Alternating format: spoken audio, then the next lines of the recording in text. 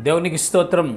ప్రియమైన వారలారా, రక్షకుడును ప్రభు అయిన యేసుక్రీస్తు వారి నామంలో మీకు శుభములు, వందనాలు తెలియజేస్తున్నాం. దేవుడు మిమ్మలను, మీ బిడ్డలను, మీ పిల్లలను దీవించి ఆశీర్వదించునుగాక. ఆమెన్. God bless you. దేవునికి స్తోత్రం. హల్లెలూయా.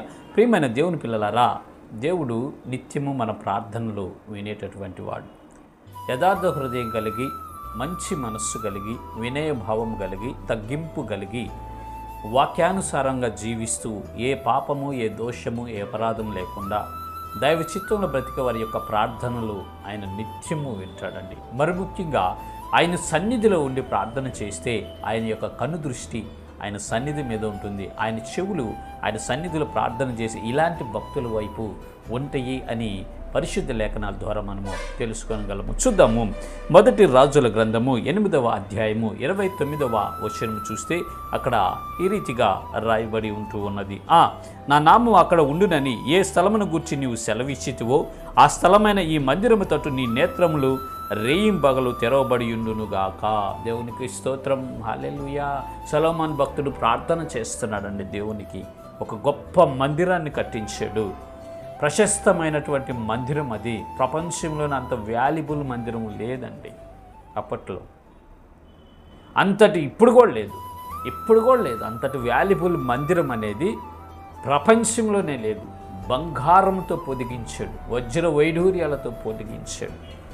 అంత వైభవోపేతమైనటువంటి మందిరాన్ని సొలొమోను కట్టించి ప్రార్థన చేస్తూ అన్నాడు, ఈ మందిరం వైపు నాయనా, ఈ మందిరం మీద మీ కనుదృష్టి ఉంచయ్యా. రేయింబగళ్ళు ఈ మందిరం తట్టు మీ కనుదృష్టి ఉంచి ఈ మందిరం దగ్గరకు వచ్చిన వారు, ఈ మందిరం తట్టు తిరిగి ప్రార్థన చేసిన వారి ప్రార్థనలు మీరు అంగీకరించండి, మీరు ఆలకించి వారికి సహాయం చేయండి అని దేవునికి ప్రార్థన చేసినట్లు మనం గమనించగలం. ప్రియమైన దేవుని పిల్లలారా, మందిరంలో దేవుని యొక్క ప్రసన్నత ఉంటుందండి.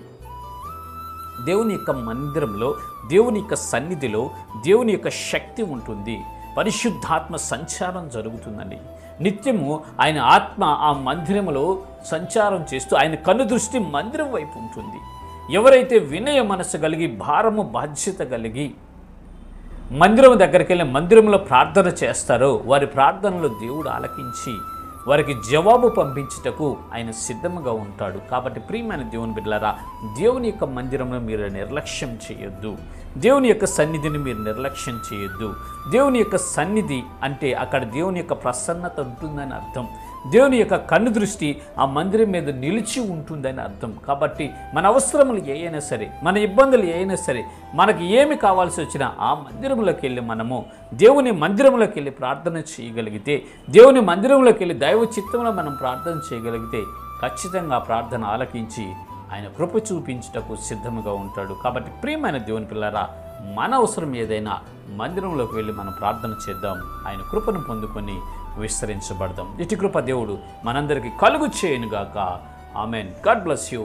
దేవునికి స్తోత్రం. హల్లెలూయా.